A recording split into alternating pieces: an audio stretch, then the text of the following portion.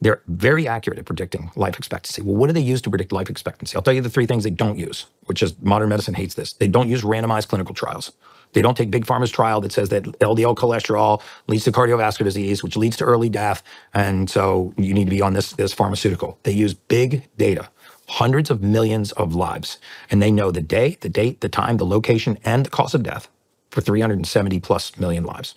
And so when you know day, date, time, location, and cause of death, you can triangulate that back into the record. And you can say, okay, what are the sequence of events that lead to early death? So if I got 10 years of medical records on you and 10 years of demographic data, we could tell the insurance company how long you had to live to the month. And based on these life expectancies, institutions would take hundreds of millions, if not billions of dollars in risk. And they were very, very accurate. And so when you look at that data, the epiphany that I had was, I sort of woke up one day and was like, what am I doing?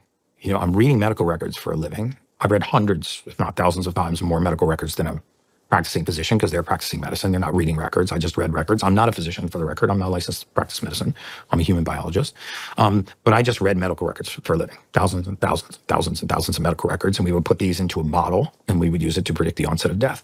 And what became glaringly apparent was that the reason why the majority of people are not living longer, healthier, happier, more fulfilling lives are because of something called modifiable risk factors.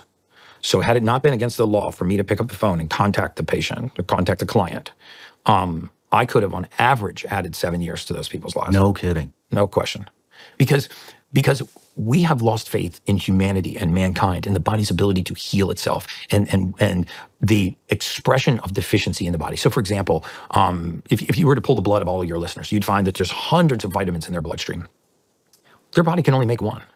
When God made us, he made us with the ability to make one vitamin, a single vitamin.